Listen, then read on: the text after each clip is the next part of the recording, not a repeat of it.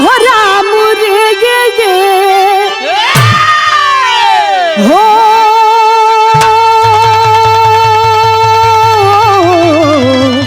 कि अरे मोर रामा हो राम।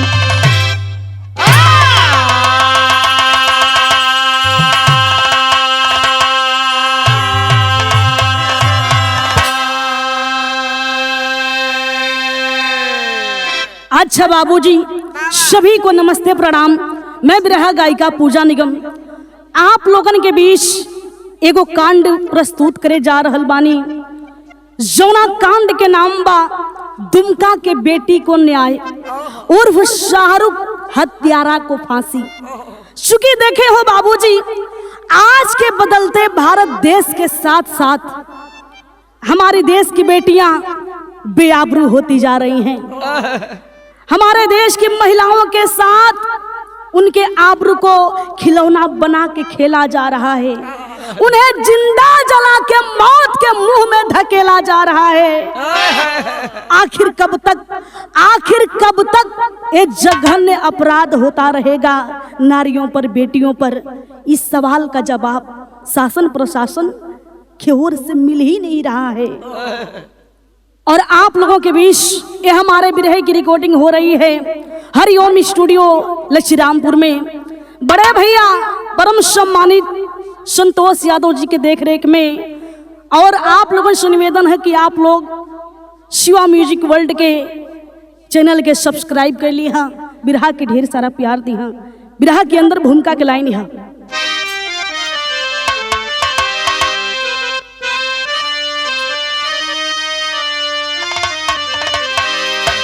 प्यारी जिंदगी है, प्यारी बंदगी है, प्यारी दृष्टि पे का लिखी का चादरी है यारों। प्यारी आफत भी है, प्यारी शराफत भी है,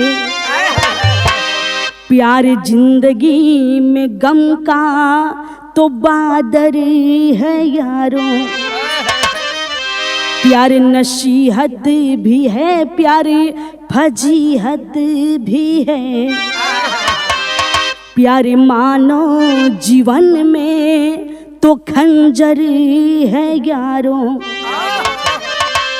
प्यार मोहब्बत भी है, प्यार मुसीबत भी है।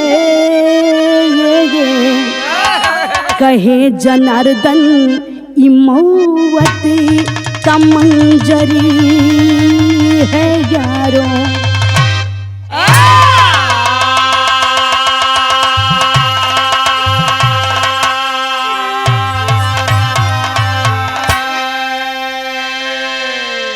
देखे हो बाबूजी, कहा जाता है कि सच्चा प्यार उपासना होता है, लेकिन वही प्यार हीरा भैया यदि वासना में बदल जाए तो बर्बादी तय है। लेकिन आजकल के प्यार करने वाले भैया इस कदर उन लोगों की संख्या बढ़ गई है कि प्यार में जान गंवा दे रहे हैं, जान का कोई परवाह नहीं है। और खास बात तो यह है कि हमारे भारत देश में नारियों का, बेटियों का कोई चलाव नहीं है। कैसे चलाव नहीं है? यानी दिन पे दिन प्यार नाम का शब्द जो है उसे बदनाम किया जा रहा है।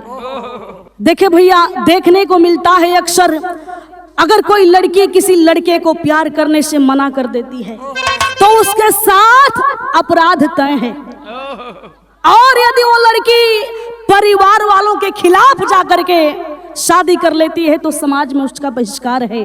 यानी नारियों का कहीं से भी चलाओ नहीं है।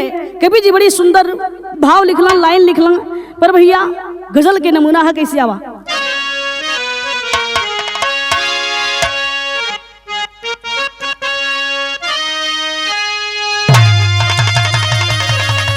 एक खुदा का नेक बंदा कहता है क्या, अरे अब मजा नहीं मिलता, अरे दूर रह के जीने में, अब मजा नहीं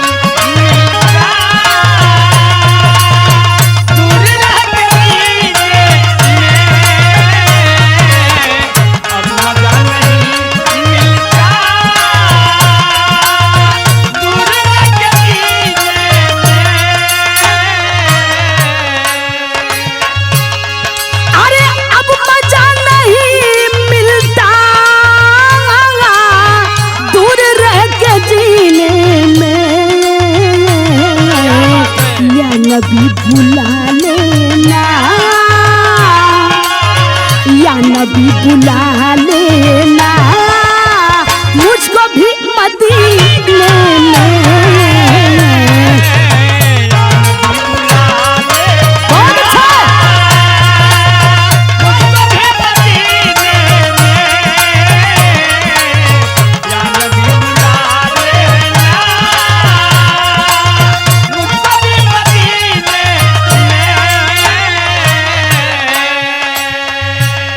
लेकिन भाव में लाइन है का,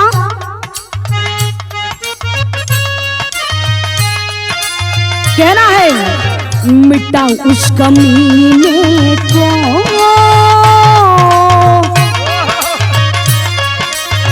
मिटा उस कमीने को जिंदा जो जलाया है।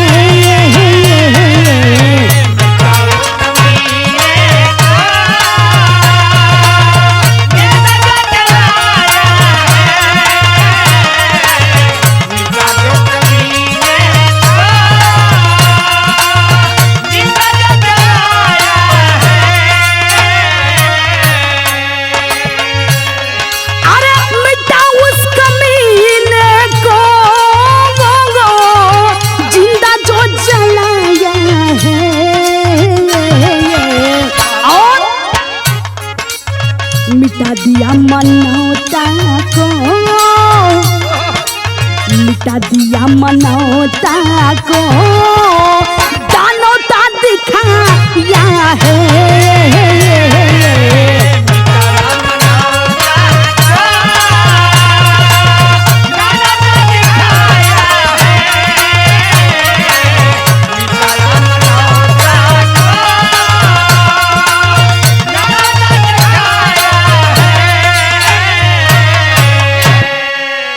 देखे हो बाबूजी, आए दिन महिलाओं से लेकर बालिग नाबालिग तक बेटियों के साथ जघन्य, बेटियों के साथ इतना अपराध हो रहा है कि अपराध करने वाले अपराधी जो है उन्हें कानून का भय नहीं है, कानून का डर नहीं है।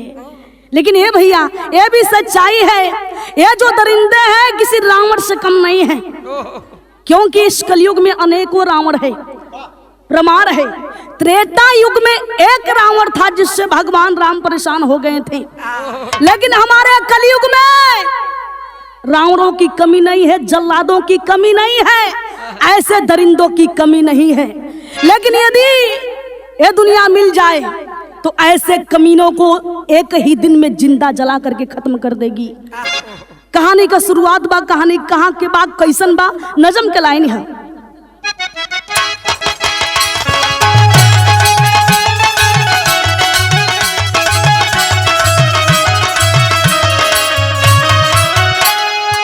मरा लंकेश एक अनेक यहाँ पैदा है, कहना है मरा लंकेश एक अनेक यहाँ पैदा है, शोषण अन्याय करना पापियों का कायदा है।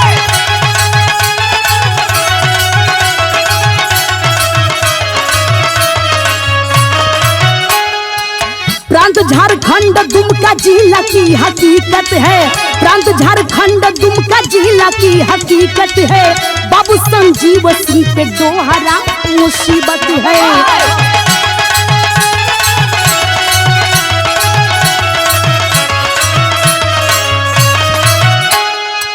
1.5 साल पहले आफत का बादल टूट गया, 1.5 साल पहले आफत का बादल टूट गया, इनके परिवार से खुदा भी देखो रूठ गया।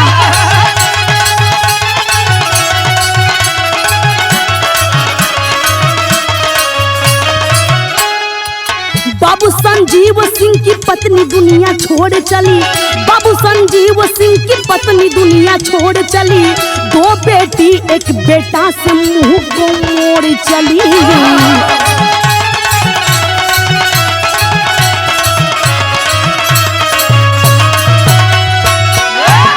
गौर करें ना बाबूजी, कहानी कहाँ के बा, प्रांत झारखंड, जिला दुमका, ग्राम सभा जरुआडीह का रहने वाला, जिसका नाम संजीव सिंह बताया गया।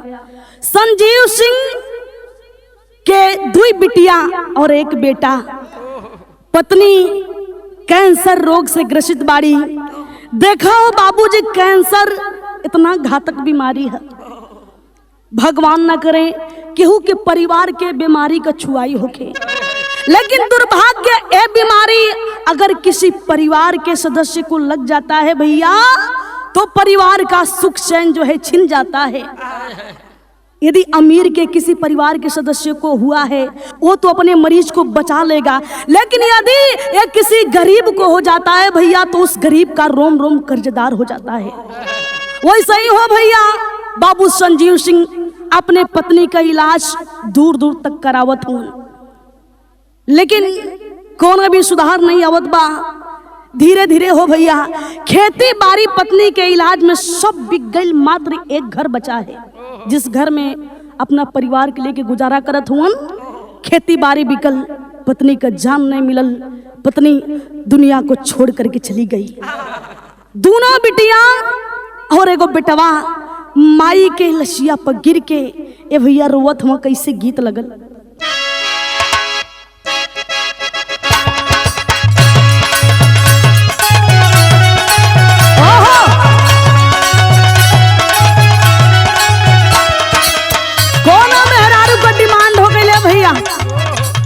देखले बा मोबाइल में फ्लिपकार्ट चलावत बा, वही फ्लिपकार्ट पे भैया कहत बा का चाही तो चाही, का कहतिया, ए राजा काला साड़ी लइहा, ये कहत बा हीरा भैया, राजेश भैया, ये राजा काला साड़ी लइहा, कमर में छिप जाए राजा,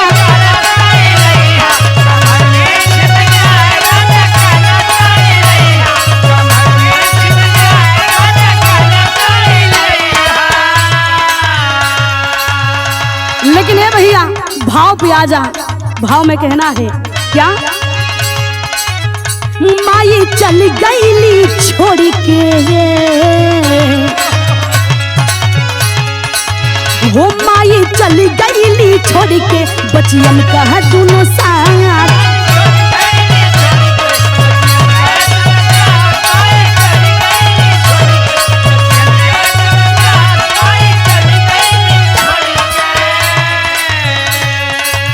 रोगल बिलखी के बिटिया बेचारी,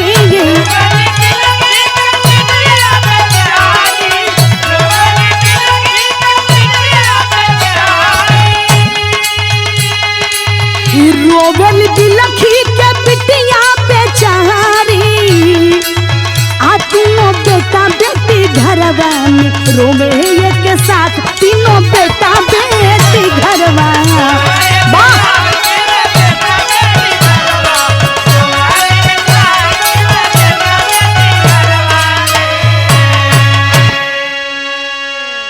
देखे हो बाबूजी, तीनों बचवा रोवत हुवन, लेकिन माई के दाह संस्कार भइल। धीरे धीरे समय 1.5 साल जब बिताए भैया, तो देखे वो परिवार पे दोहरा एगो मुसीबत आ गइल बा, यानी उस परिवार से भगवान भी रूठ जाते हैं। तो कहा जाता है भैया कि बिगड़े हुए को बिगाड़ा जाता है और बनाए हुए को भैया बनाया जाता है। एक गरीब रोटी के लिए, कपड़ा के लिए, दाने दाने के लिए मुहताज हो जाता है, और एक अमीर अपने शौक शान में लाखों करोड़ों का खर्चा करता है, तो उसका समाज में चर्चा होता है। खैर देखें, 1.5 साल बितला के बाद जोन बा संजीव सिंह का जोन छोट बिटिया अंकिता बारी, पापा के बैठौली, पापा के बैठा के बड़ी शांति से बतियावत बारी कि पापा, ए पापा, घर का गरीबी दूर करे के है, तो पापा हम चाहतनी कि हमरा के आगे तक पढ़ावा, हमार पढ़ाई के ऐसे ही जारी रखा। वह छोटी बिटिया जिसका नाम अंकिता था, जिसकी उम्र 16 साल की बताई गई, 12वीं की छात्रा थी, पिता से आग्रह कर रही है कि मुझे आगे तक पढ़ाइए, गरीबी को दूर करना है। तो हमारा सपना है पापा कि हम या तो टीचर में या तो पुलिस में भर्ती हो जाए, और जहिया हम टीचर या तो पुलिस बन जाए पापा, गरीबी दूर हो जाए। बिटिया पे खुश भइला, कहला वाह मेरी बिटिया, अब तू तो समझदार हो गई है। बिटिया के शाबाशी देलन, खैर बिटिया अपना जो है रोज की तरह कॉलेज चलल बाड़ी। और जब कॉलेज गईली, कॉलेज लौट के जब हो बाबूजी वापस से आवत रहली तो अंकिता के साथे भइल का बा गीत लगल।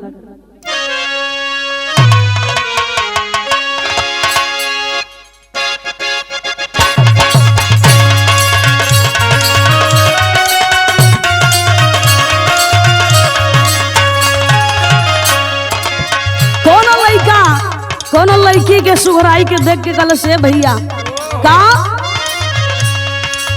गजब के रूप तुहार, गजब सूरतिया तू कमलून हो।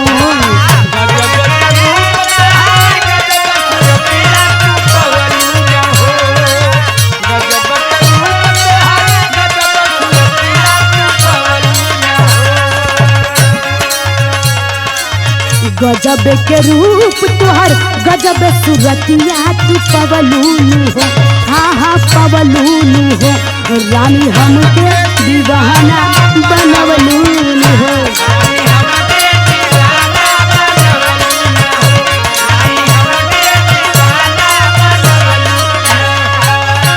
लेकिन देखे हो बाबूजी अंकिता आवत रहली आधा रास्ता में बाड़ी कि तब तक एक शाहरुख नाम का लड़का जो मुसलमान का लड़का था रास्ता रोक दिया अंकिता का। देखा कि वाह ये हिंदू की लड़की कितनी खूबसूरत है, गजब सुंदर है। रास्ता रोक करके अंकिता से पूछ रहा है कि ए लड़की तुम्हारा नाम क्या है। भाई संस्कारी लड़की थी, नाम को बता देती है। नाम मेरा अंकिता है भैया, आप कौन? बोलता है मैं कौन बता दूंगा। कैसे? लड़ल जब नजरिया ता बोलल बस करिया सुनाए गोरिया।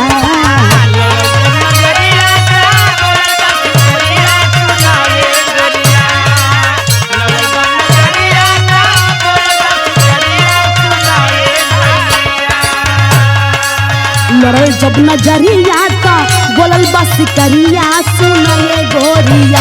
अरे सुनाए गोरिया आव सटया कबरिया सुनाए गोरिया।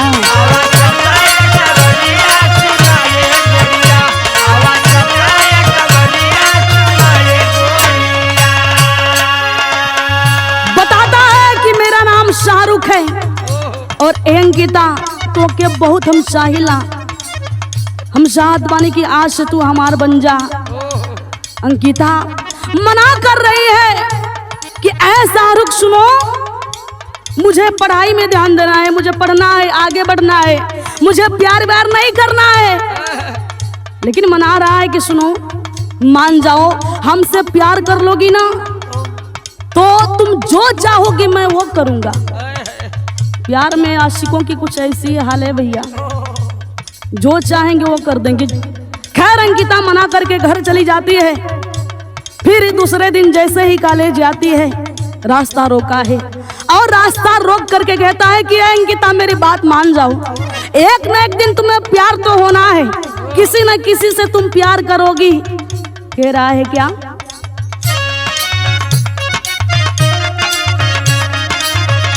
अरे आपन जवानी लिखन नाम हमरे,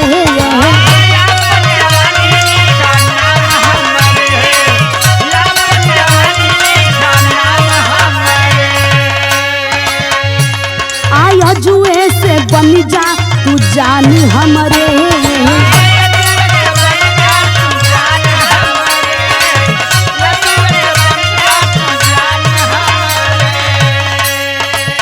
करेला जबरिया पढ़े जाली जब कुमरिया सुनल गोरिया।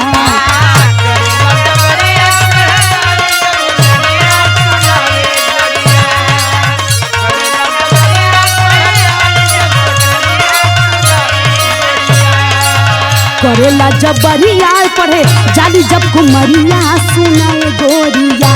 हाँ सुनाए गोरिया आव सटया कबरिया सुनाए गोरिया।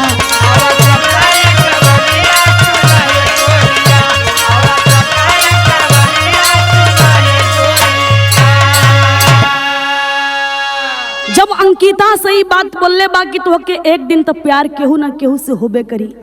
तो उस समय अंकिता डांट रही है, कह रही है कि सुनो, मेरे बारे में जानते हो, मैं बहुत गरीब परिवार से हूँ। हमार पापा दूसरा के किराना स्टोर के चलावेला और वही पैसा से घर का खर्चा हमनी का पढ़ाई लिखाई चलावेला। शाहरुख मान जाओ, हमार रास्ता छोड़ दा, हमके पढ़े के आ। लेकिन ये भैया जिद पर आ जाता है कि सुनो, तुम नहीं मानोगी। यानी दिन प्रतिदिन जो है उसका ये आक्रोश बढ़ता जाता है और उस अंकिता को छेड़ता है। अंकिता 2 दिन बिता, 4 दिन बिता, हफ्ता दिन बिता, यानी 10 दिन जब बिता है तो अंकिता एकदम तंग आ गई और हिम्मत जुटाई कि आज हम पापा से जाके सारी बात के बता दे। जैसे ही घरे गई बाड़ी, 22 अगस्त के बाद 22 तारीख रहल, पापा से सोचत बाड़ी कि पापा से खाना पीना खाए के आराम से ए बारे में हम बात करब। ए भैया खाना पीना परिवार सब कैले बा, भोजन रात का, आज सभे जब सूते चल गइल बा तई शाहरुख जोन बा कैसहू न कैसहू अंकिता का नंबर जुगाड़ कई के पा गइल रहे। अंकिता के मोबाइल पर फोन कैले बा, फोन कई के धमकावत बा कि ए अंकिता, तू ना मनबी, अगर तू नहीं मनबी तो तोरे पूरा परिवार के जोन बा हम जिंदा जला दे, जान से मार दे। अब तो एकदम लड़की डर जाती है अंकिता। ए भैया सोच रही है कि आखिर हम क्या करें। 9-10 बज रहा था, पापा के पास जाती है, जा करके बता रही है क्या गीत लगल।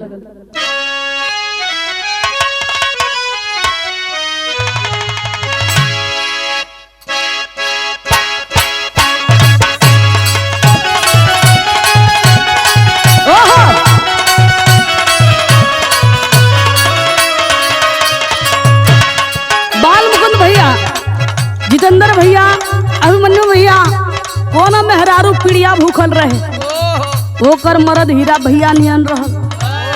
फोन करता, फोन पे अपने दिल का बात उसे ओकरे सामने जाहिर करत, लेकिन देखा स्वीकार ना करत या कहत या का,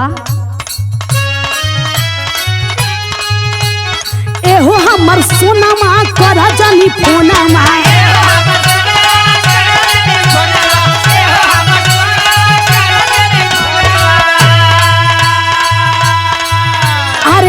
हमर सोनामा करा जानी फोनामा, चुमा के धर जानी लत, एहो जाना भूखल बानी।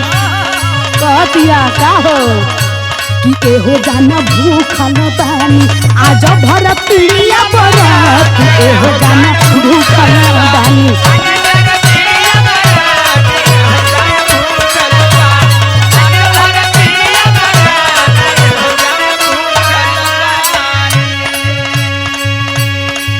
लेकिन अंकिता गईली और पापा से बताओ थे कि पापा, हे पापा, पूछत हुआ बिटिया घबराइल काहे बारू। पापा घबराइल हम ऐसे बानी ना कि हम कई दिन से तो से एगो बात के छुपौले बानी। पूछला बिटिया का बात है। बता रही है कि पापा हमके शाहरुख नाम का लड़का परेशान करेला और कई दिन से परेशान करत बा।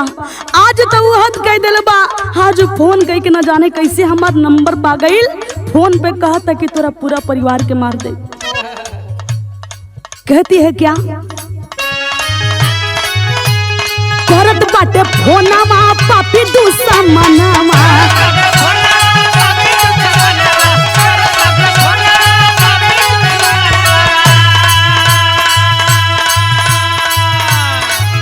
अरे करत बाटे फोनामा पापी दुश्मनामा, आफत में पड़ल बा परान, पापा कोनो जुगती लगावा, हो पापा कोनो जुगती लगावा, नाही तुम्हारी पापी जान, पापा कोनो जुगती लगावा।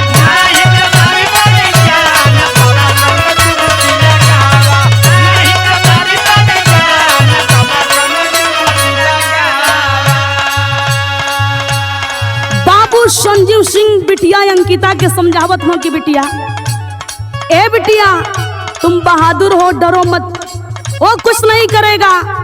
अंकिता कहत बड़ी कि पापा हमर दिल गवाही देत बा, क्यों पापी उस शाहरुख को लड़का कुछ गलत हमरे संगे करे वाला, पापा जाना थाना में ओकरे खिलाफ FIR लिखा दा। कहला बिटिया चूंकि हम थकल हारल बानी और रात ज्यादा हो गई बा, सवेर होते हम जाइब थाना पर FIR लिखवाई। लेकिन ए भैया डर तो दिल में बन गई है।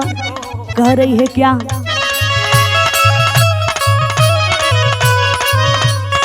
यह कहत बाई कि पापा जाई के रपट लिखवा दाना हो।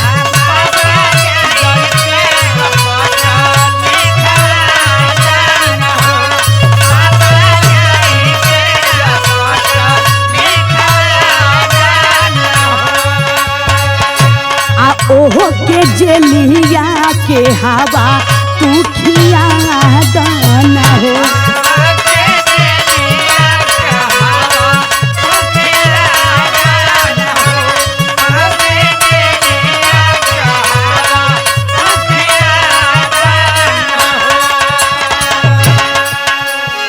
आई उभमना मारी सब कर जाना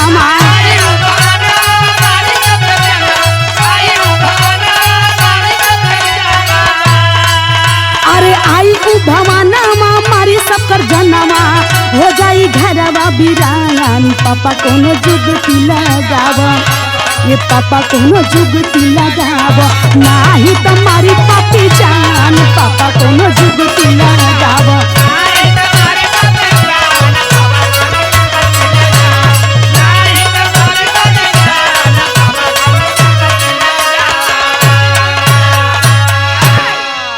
देखे हो बाबूजी बिटिया के समझौना कि बिटिया डरा मत, आराम से सूता, सवेरे जोन बा ओकरे खिलाफ FIR लिखा जाई।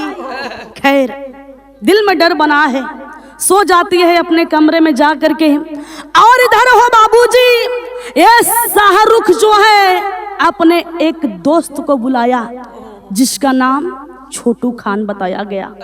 वो छोटू खान 100 कमीना मरे होंगे तो पैदा हुआ होगा वो कमीना, इतना बड़ा वो कमीना था। छोटू को बुलाया, सारी बात को बताया, मैं एक लड़की से प्यार करता हूँ और हमार मोहब्बत जोन बा एक तरफा बा, वो लड़की हमसे मोहब्बत ना कर ले छोटू, आखिर हम का करी। वह नीच कमीना छोटू जो है उसको योजना बता रहा है, और योजना क्या बताया है भैया, गीत लग गई।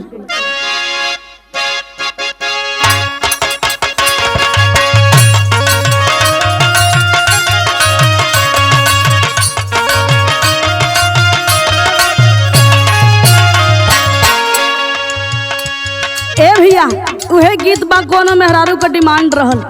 देखा आजकल ऐप चल गई बा ऑर्डर करे वाला हो, मेहरारू एकदम परेशान है, काम धंधा कई के वही पर सर्च करत है, और जौन चीज बढ़िया लगत हो के चाही तो मेहरारू को न कहत बा का कि सड़िया लाई दा बलम कला कटिया, कि सड़िया लाई दा बलम कला कटिया, जे हमें झालर मोतिया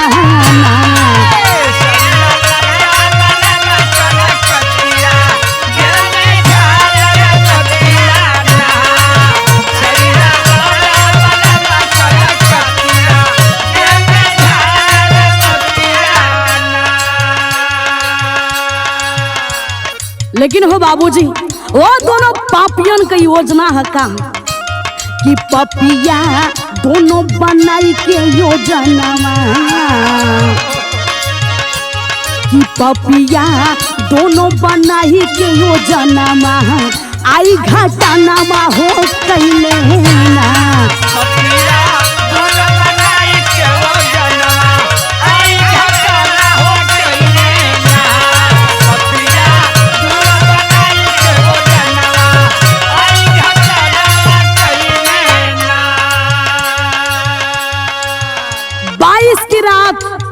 दोनों योजना में सक्सेस हो गई। योजना बना के वो छोटू जो है शाहरुख को बता रहा है कि सुनो हम रात को नहीं जाएंगे, हम जो है भोर में जाएंगे, क्योंकि रात में जाएंगे तो अगर कोई भी हमें देख लिया तो बड़ा बवाल हो जाएगा। हम ऐसे वक्त जाएं कि किसी को हम पे शंका ना हो, संदेह ना हो।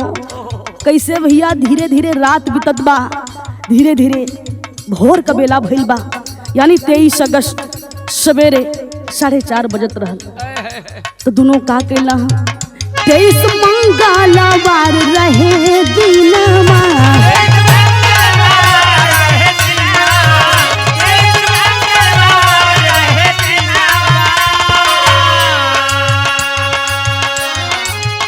दोनों आइले उबन सही कनमा,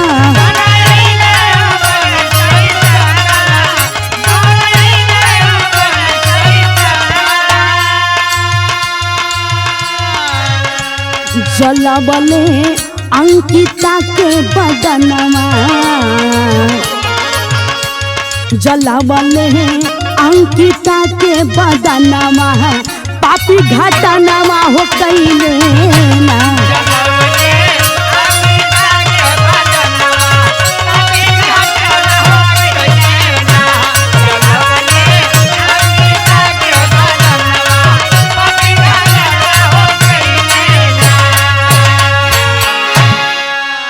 देखे हो बाबूजी, दोनों पपिया अंकिता के घरे अइलन और अंकिता के रूम के सामने जोन बा देखलन खिड़की खुलल बा, हाथ में डब्बा बा पेट्रोल से भरल बा। पेट्रोल तुरंत जोन बा खिड़की से भैया छिड़क देहलन, अंकिता के ऊपर सोई थी और तुरंत आग लगा देते हैं। जैसे जैसे आग लगल बा बिस्तर बिछौना सब जरे लगल। अंकिता चिहा के उठल बारी, आ जब चिहा के उठली है भैया तब भैल का गीत लग गई। कैसे भैया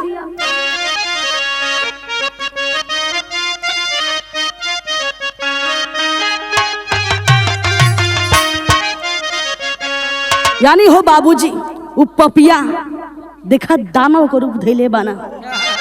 गीत है भैया कोनो लड़की के देखा दिल पे बड़ी जोर का झटका लगल बा, प्यार में धोखा कैले हीरा भैया जितेंद्र भैया। तो वो कहतिया एक लाइन इशारा में है कि बड़ी दुनिया में, अरे बड़ी दुनिया में होले परेशानी, पीरितिया के रोग ऐसन। लेकिन पपिया आखिर करत कहाँ भैया, अरे आग के पापी दोनों, आग के पापी दोनों आगिया जलाई जलाई के फरार भइले।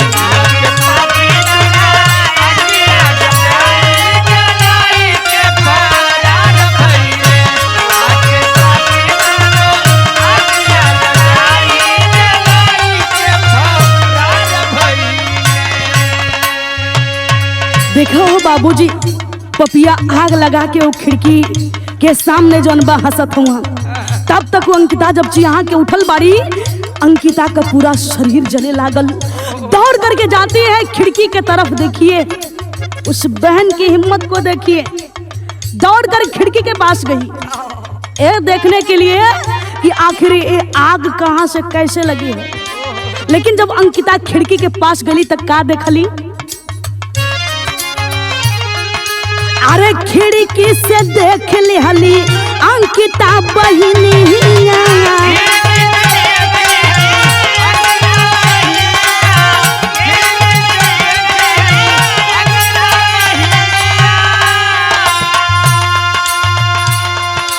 आ गहिले देखाए शाहरुख छोटू सैतनिया।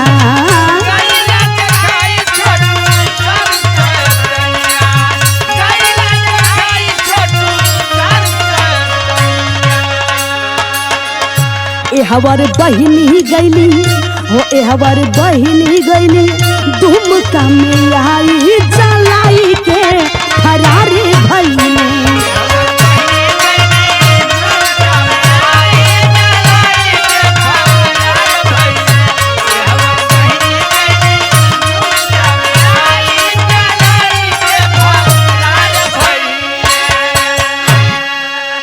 अंकिता देखली कि वही शाहरुख है और वही उसका कमीना दोस्त छोटू है। दोनों हंस रहे हैं, मजे ले रहे हैं। शरीर जलत बा ए भैया, दरवाजा के खुली है। दौड़ के अंगना में अली, पापा के और भाई के आवाज लगौली। बाबू संजीव सिंह जगला तो देखला बिटिया का शरीर पूरा जलत बा। तुरंत अंगना में बल्टी का पानी रहल, पानी डाल के वो आग के बुझावे लगला। ए भैया आग बुझत बा, लेकिन देखिए बिटिया एकदम से छटपटा रही है। तुरंत आनन फानन में अंकिता के लेके बाबू संजीव सिंह रिम्स जिला अस्पताल चल गईला। अस्पताल में भर्ती करवलन, भर्ती भइल बाड़ी और तुरंत जो है थाने पे खबर होता है। दुमका थाने पे जब खबर हुआ तो डीएसपी महोदय नूर मुस्तफा जी आए, बिटिया के बयान को लिए, सारी बयान को दी है, बताई है साहब मेरे साथ कुछ दिनों से क्या हो रहा था, सारी बात को बताई।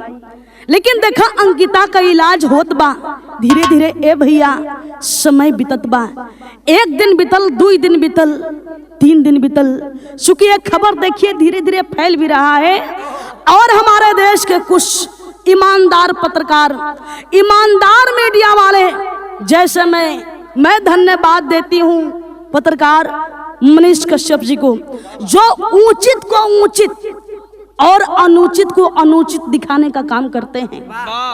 मीडिया वाले गए, सभी लोग बयान ले रहे हैं। धीरे धीरे समय जो है बीत रहा है, यानी 6ठा दिन जब बीता है तो ये मनीष कश्यप भी गए, बयान लिए। बिटिया का हाल एकदम से नाजुक है। डॉक्टर भी अब उम्मीद छोड़ दिए हैं कि अंकिता बचेगी, असमर्थ हो गए हैं।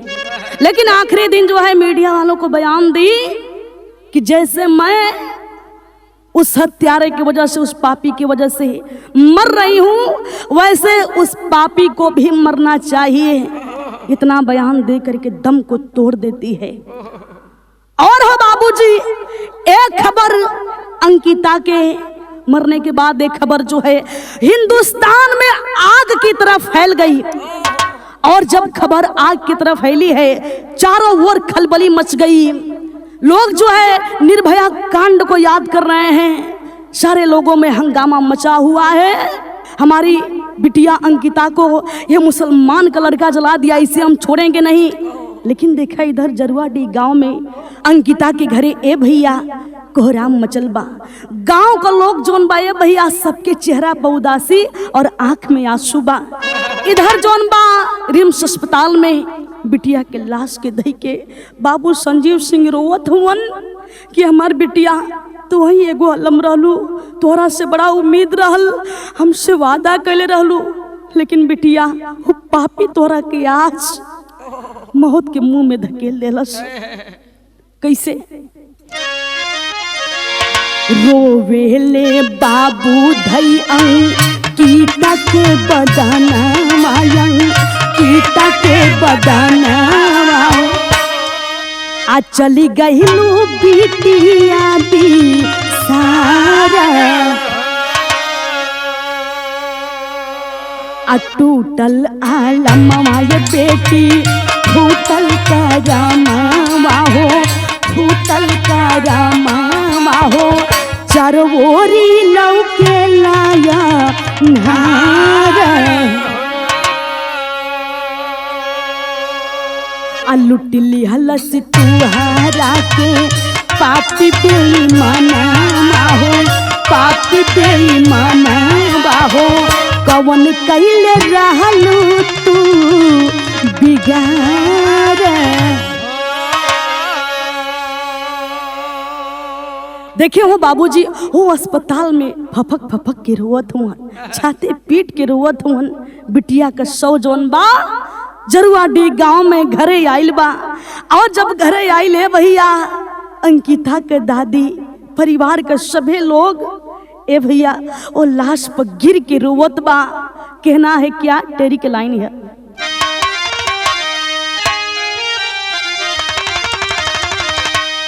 अरे औनी के आंचल में दाग हो गया, अरे औनी के आंचल में दाग हो गया, आज सुन के दस्ता जन जन में लगा तब याद यारे हो याद। लेकिन देखे बाबूजी आश्चर्यजनक की बात ए है, बिटिया का शव आयल बा घरे, सभी रोवत बा दुखी बा, लेकिन वो बयान दी थी तो कार्रवाई शुरू होना चाहिए, कार्रवाई शुरू नहीं हुआ था। क्यों नहीं हुआ था? इसलिए कि डीएसपी महोदय मुसलमान थे, एक मुसलमान अपराधी को बचाने की कोशिश में लगे हुए हैं। यहाँ तक कि नूर मुस्तफा जी जो है उस बयान में अंकिता का उम्र 19 साल और उन दोनों पापियों का उम्र जो है 16 साल लिखे थे। देखिए यही सच्चाई है बाबूजी, हम हिंदुओं में एकता नहीं है और मुसलमानों में एकता है, इसलिए अगर उनके साथ कोई भी दुर्व्यवहार होता है तो वो एक बन जाते हैं और रोड पे उतर जाते हैं। खैर देखें, बिटिया के शव के अंतिम विदाई करे बदे तैयारी हो रहल बा, इधर लोग तैयारी करत हुआ और उधर जो है मीडिया वाले चले जाते हैं मुख्यमंत्री माननीय हेमंत सोरेन जी के पास, जो शहर पर निकले हुए थे। मीडिया वाले जाके इंटरव्यू लिए कि सर ये जो घटना हुआ है आपके दुमका में, ये जो है हिंदू की बिटिया मुसलमान के लड़के के द्वारा जलाई गई है, जो लव जिहाद का मामला सामने आया है, इसके बारे में क्या कहना चाहेंगे? तो देखिए मुख्यमंत्री साहब क्या कहते हैं, उनका बयान। मुख्यमंत्री साहब कहते हैं कि सुनिए, ऐसी छोटी मोटी घटना तो आए दिन होती रहती है। बाहर मुख्यमंत्री जी, कितना उत्तम आपका बयान है।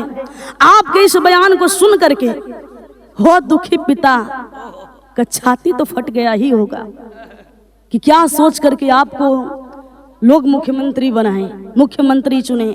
आपका ऐसा बयान है एक बेटी के प्रति, एक बिटिया जो आपके भारत में, आपके हिंदुस्तान में पूजी जाती है, उसके प्रति आपका ऐसा बयान है।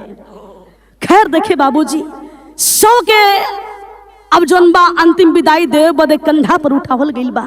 ओ समय बाबू संजीव सिंह हो लसिया पे भैया गिर के यह बखान कई के रोवत हो का गीत है भैया, गीत के छोड़ा भाव पर आ जा।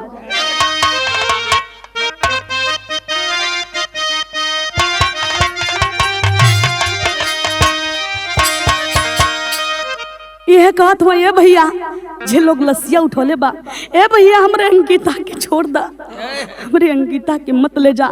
रो रो कहत हुआ, अरे कहेले बाबू तानी बोल दे तू बिटिया हो,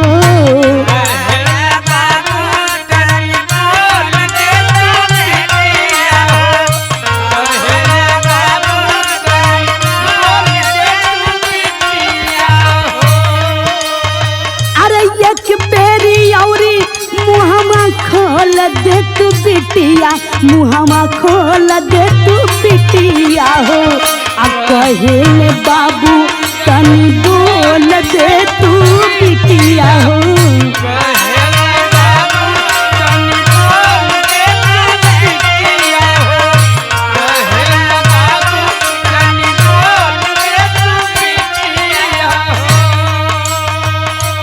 देखे बाबूजी, बाबू फेकर फेकर के रोवत हुआ कि हमार बिटिया बहुत बहादुर थी, जो हमको रोज समझाती थी, लेकिन ये पापी कमीना हमारे बिटिया को खा गया। मैं इस पापी को नहीं छोड़ूंगा। ए बिटिया वादा करत बानी तोरे अर्थी से कि वो पापी के हम नहीं छोड़ब। का चल गईलू बेटी लेकिन छोड़ब नाही पापी के,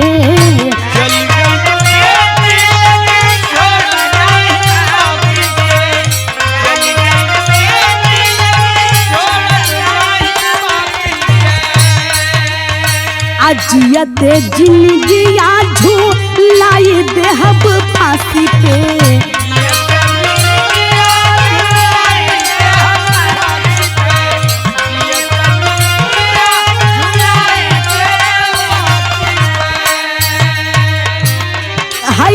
जलौला गुलजार गुलसनमा बेटी पपिया, गुलसनमा बेटी पपिया हो।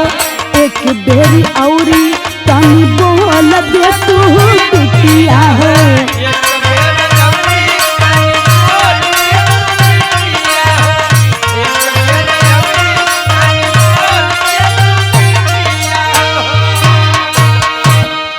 बाबू संजीव सिंह कहत हो के बिटिया काहे ना हमार तन का अंग अंग बिक जाई, रोमा रोमा कर्जदार हो जाई, जियत जिंदगी ए पपियन के फांसी पर झुला के रह रे बिटिया। खैर हो बाबूजी, अंकिता का शव शमशान घाट पे ले जाया गया और उसके शव का जब दाह संस्कार हो रहा था तो उस समय ए भैया शासन प्रशासन के लोग इतना मौजूद थे कि देखने वाले लोग भी कह रहे थे कि जैसे लग रहा है कि रैली निकली है। तो मैं एक बात कहना चाहूंगी शासन प्रशासन से, अगर आप यही सुरक्षा यही व्यवस्था पहले किए होते हैं तो शायद ऐसा अपराध बेटियों के साथ नहीं होता, एक कब का थम गया होता। जितना आज उस बिटिया के मर जाने पे आप जो है नींद से जगे हैं, लेकिन नींद से जगने के बाद भैया शासन प्रशासन के लोग जो है आंखें मल करके फिर से दोबारा सो जाते हैं, कुछ नहीं करते हैं। पहले ही अगर घटना पे एक्शन लिया जाता कोई भी हद से ज्यादा ऐसा घटना नहीं होता। घटना करने वाले, पाप करने वाले दुराचारी अपराधी 100 बार सोचते हैं ऐसे घटना को अंजाम देने से पहले। खैर देखे बाबूजी, शाहरुख की गिरफ्तारी हुई और जब उसे पुलिस ले जा रही थी तो हंस रहा था, मुस्कुरा रहा था। मैं बना की बात नहीं कह रही हूं, आप लोग देखिएगा यूट्यूब पर, शाहरुख हंस रहा था, पुलिस ले जा रही थी। यानी कोई भी डर नहीं है, क्योंकि हमारे डीएसपी साहब नूर मुस्तफा जी जो हमारे कौम के ठहरे। आल्हा में कहना पड़ा क्या भैया,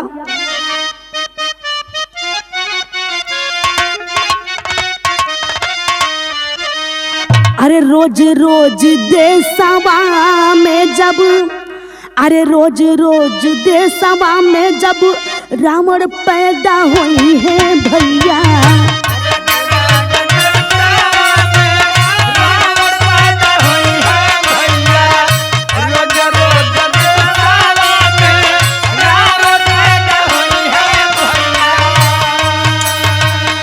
तब कैसे सीता पाक रही है हिंदुस्तान,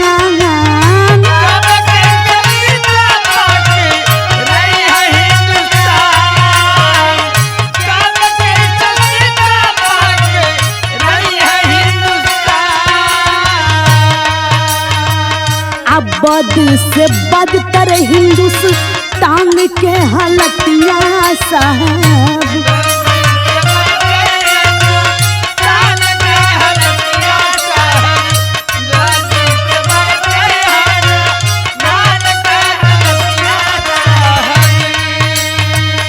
तब कैसे रही है मोरी देशवा रे महान,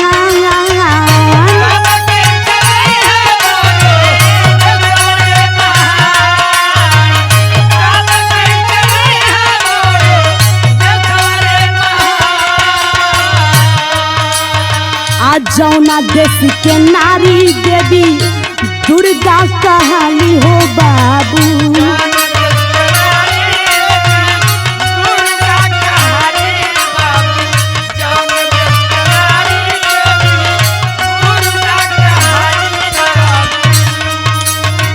वही देश के नारियन के होता या पमान,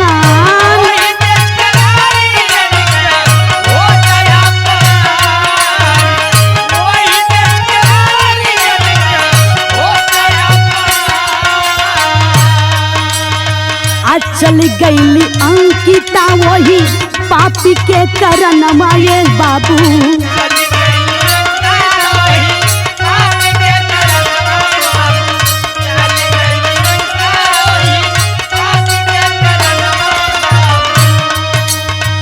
धोखावा में रोवत बाटे पूरा हिंदुस्तान,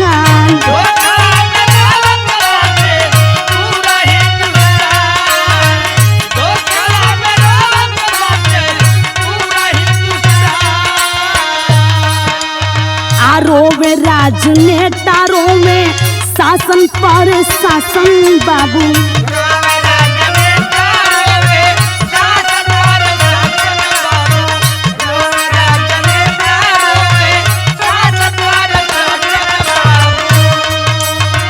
धन्यवाद देशवा के मीडिया हो महान।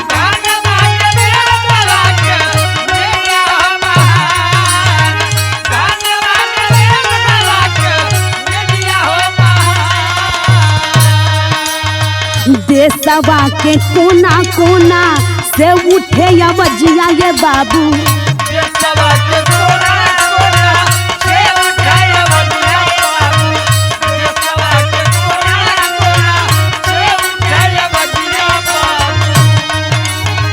बिटिया के शांति मिली जब पापी के जाई जान।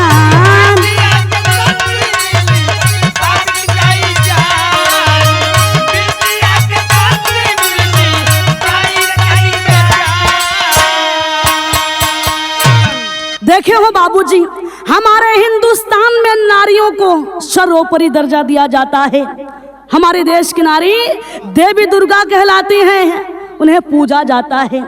और संविधान में भी नारियों को बराबर का हक मिला है, यानी पुरुष के मुकाबले बराबर का हक मिला है उन्हें चलने का फिरने का। लेकिन इस हक का और इस पूजने का क्या मतलब है कि हमारे देश की नारी, हमारे देश की बिटिया जो है आधी रात को कहीं जा नहीं सकती, अपना मनपसंद कपड़ा नहीं पहन सकती। अगर वो हाफ ड्रेस पहन रही है तब भी उन पे उंगली उठता है कि बेशरम है, बेहया है। कुछ लोग तो यह बोलते हैं भैया कि इन्हीं ड्रेस की वजह से, इनके पहनावे की वजह से देश में रेप हो रहा है, दुष्कर्म हो रहा है। ऐसी बेशरम नारियां, ऐसी बेशरम लड़कियां जो रेप को बढ़ावा देती हैं। लेकिन मैं उनको कहना चाहती हूं, आपको शर्म आनी चाहिए जो आप लोग ऐसी घटिया बात करते हैं। मैं ये पूछना चाहती हूँ, क्या वो 6 महीने की बच्ची, क्या वो 17 महीने की बच्ची, वो 2 साल की बच्ची, 4 साल की बच्ची, 6 साल की बच्ची, 12 साल की बच्ची, 14 साल की बच्ची, क्या उसने गलत पहनावा पहना था, गलत कपड़ा पहना था, रात में निकली थी? जिनके साथ दुष्कर्म हुआ, जिनके साथ दुष्कर्म करने से नीच कमीना तनिक भी नहीं सोचे। आप कपड़े पे मत जाइए, महिलाओं के, नारियों के मेकअप पे मत जाइए। आप नारियों का सम्मान करिए, समझ जाइए। आप लोग जिस तन से पैदा हुए हैं उसी तन को हे बाबूजी ऐसे दरिंदा, ऐसे कमीना नोचने का काम करते हैं। आखिर इन्हें कब समझ में आएगा? जब हमारे हिंदुस्तान में नारियां नहीं रहेंगी तब समझ में आएगा। खैर हो बाबूजी, देखिए बिटिया का दाह संस्कार हो गया। इधर जो है बीजेपी के तमाम नेता, राजनेता, प्रशासनिक अधिकारी महोदय अंकिता के घर गए हैं, बाबू संजीव सिंह से मिले और बाबू संजीव सिंह को कुछ चेक देने का भी काम किए। लेकिन उस चेक को लेकर के बाबू संजीव सिंह एक बात कहते हैं। क्या कहते हैं भैया? खड़ी लाइन है।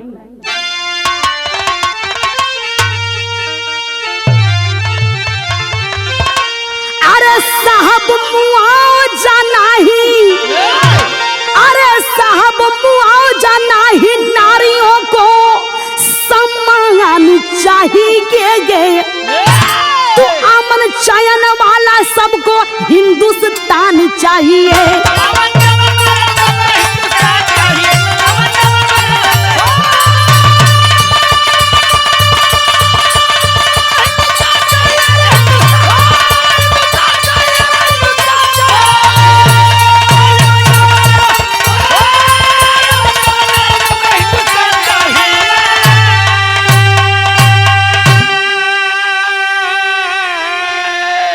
बाबू संजीव सिंह कहते हैं कि साहब ये जो आपका 28 लाख का चेक है ना, इससे हमारे गरीबी में सुधार तो आ जाएगा, लेकिन उन दरिंदों में सुधार कब आएगा जो ऐसा दुष्कर्म करने से थोड़ा भी नहीं हिचकिचाते हैं, अपनी बहन बेटी को बहन बेटी समझते हैं। और दूसरे के बहन बेटी को गलत नजरों से, गंदी नजरों से देखते हैं। साहब उसके लिए कुछ डिसाइड किए हैं। हमारी बिटिया मरी, दाह संस्कार हो गया और आपने डिसाइड कर लिया साहब, 28 लाख का चेक दे दिया। लेकिन उस दरिंदे के लिए, उस पापी के लिए आपने क्या डिसाइड किया है? सारे भैया प्रशासनिक अधिकारी, नेता, राजनेता सभी लोग चुप हैं, सभी लोग सर जो है झुकाए हुए हैं। खैर देखें, हमारे हिंदू संगठन के लोग जो है आग बबूला हैं, लोगों में आक्रोश फैला हुआ है कि हम जाएंगे उस मुसलमान के लड़के को हम जिंदा जलाएंगे। लेकिन जैसे ही हिंदू संगठन के लोग जो है अपना भीड़ लेकर के, अपना रैली लेकर के आगे बढ़े तो उन्हें रोका गया। क्या यही हमारा मानवाधिकार है? पब्लिक को जेल में डाल दिया जाए, यानी कोई अपनी बात ना कह सके? कैसे भैया? अरे अंतिम राह विदाई बेटी का एक के राह सवाल हो, निष्पक्ष करो जांच नहीं तो होगा बड़ा बवाल हो। अरे नारियों के प्रति सरकार का अब ध्यान चाहिए। अरे तो अमन चयन वाला सबको हिंदुस्तान चाहिए।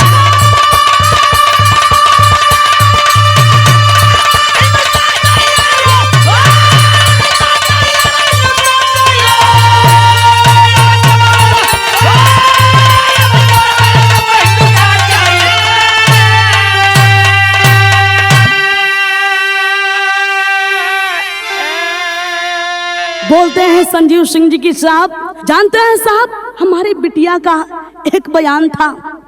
चूंकि सभी लोग जो है फांसी का मांग कर रहे हैं, लेकिन आप लोग ध्यान दीजिएगा, बिटिया जो है क्या चीज का मांग की है कि मैं जैसे मर रही हूं वैसे उस दरिंदा को भी मरना चाहिए।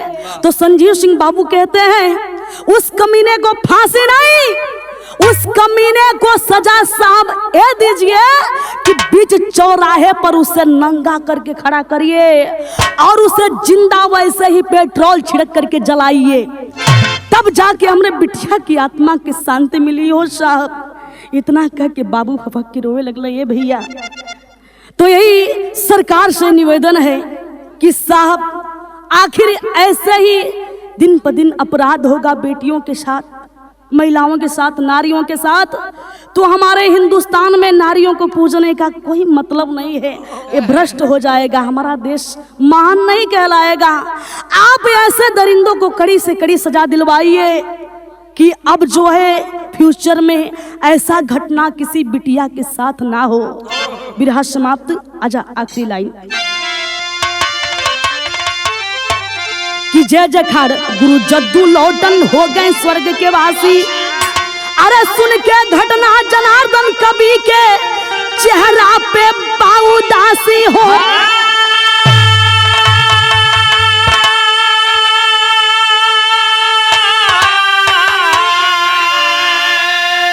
अरे अवनी के आंचल में दाग हो गया, अरे अवनी के आंचल में दाग हो गया। पूजा जितेंद्र कवि के दिल में लागल आग, अवनी के आंचल